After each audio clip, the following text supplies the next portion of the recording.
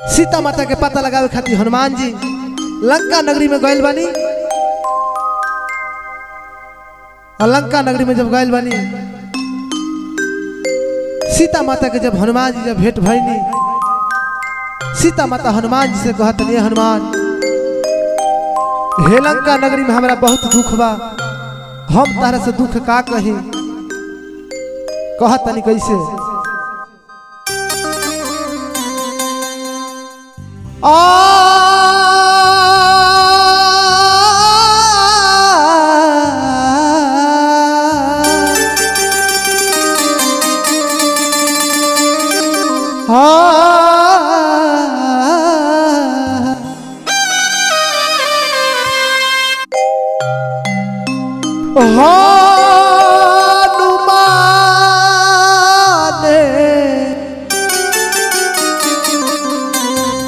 हरि जी से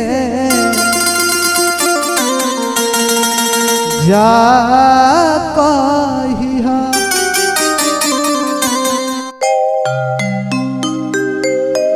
सिया सारे मेरा सुबह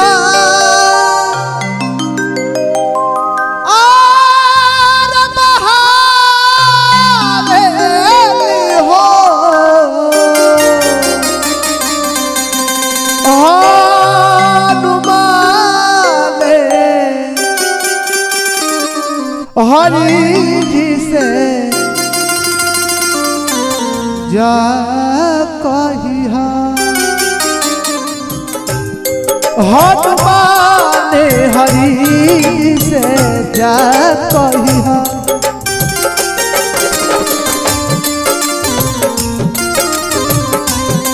सिया सारे में आंसुआ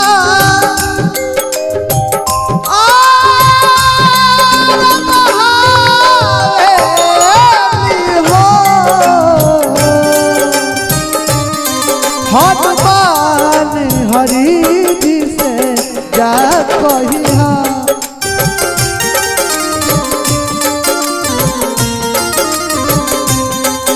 हनुमान हरि जी से जा कहिया।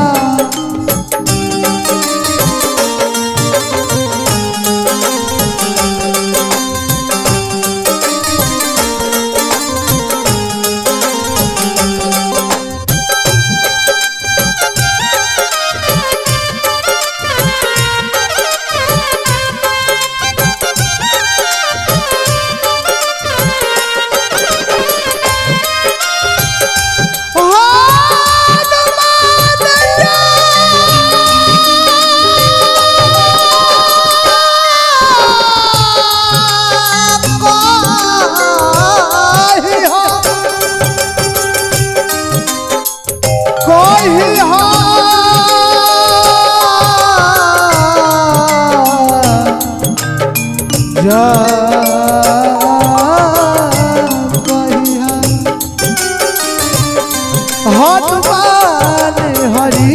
जी से जा कहिया,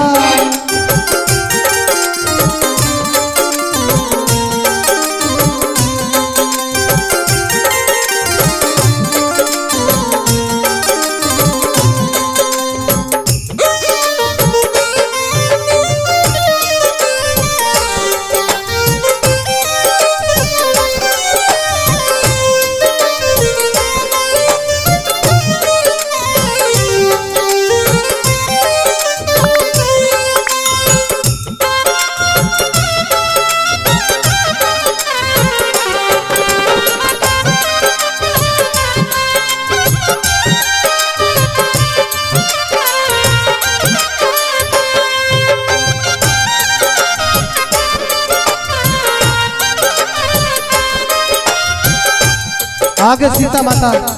हनुमान जी से कहत, हर पल तर पत छछने दिया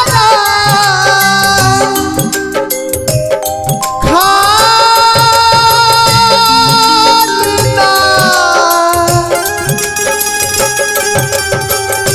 मैं करौरा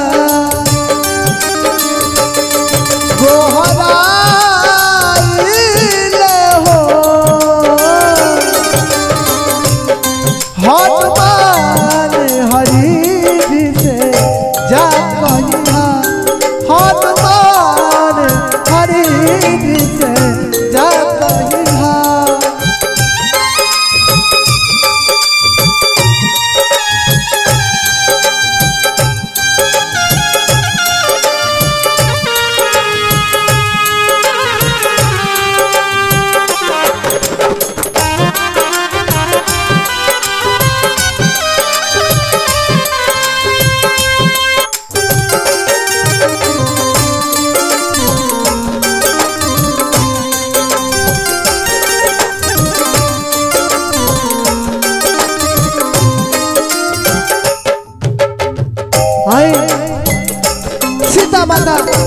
रो रो के हनुमान जी से हनुमान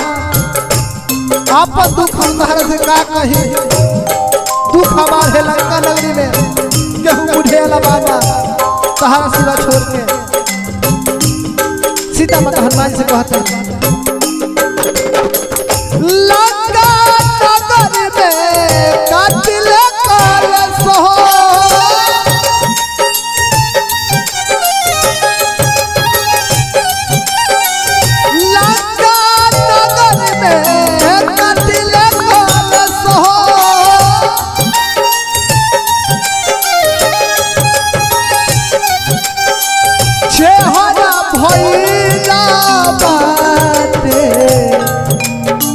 भिखारी के भेष हो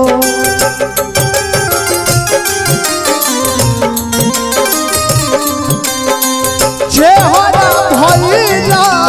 बाटे भिखारी के भेष हो रोजता किले रहिया रोजता रहिया उनके उनके हनुमान हरि जी से जा कहिहा जा कहिहा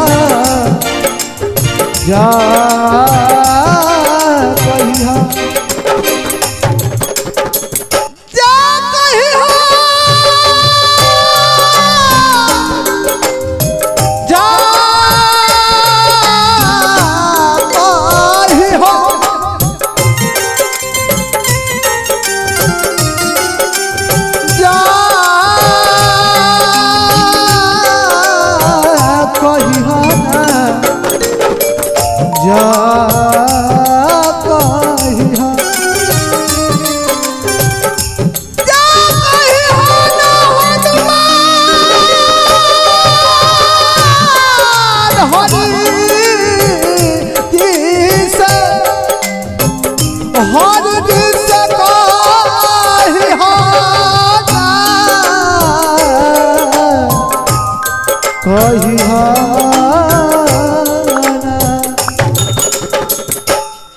हनुमान हरि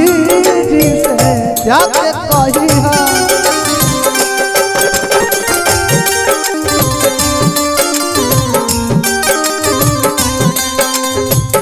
लंका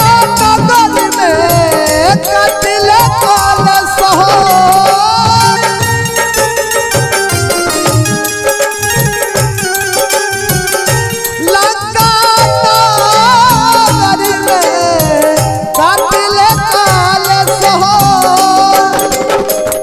आई हमारे गुरु जी राम दयाल व्यास जी की तरफ से हजारों का पुरस्कार बा वहाँ के चरण में हजारों में प्रणाम रही ना जी मुन्ना भैया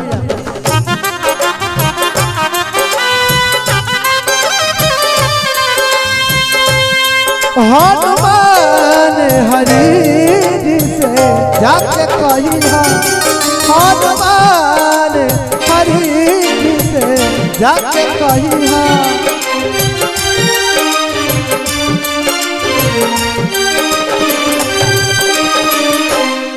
और आशा कर रहा हूँ कि इनका आवाज़ जो है काफ़ी आप सबको अच्छा लगा होगा। अगर अच्छा लगा हो तो इस वीडियो को खूब शेयर करिएगा और रातों रात स्टार बनाने का काम करिएगा। तो फिर से मिलेंगे एक नेक्स्ट वीडियो में,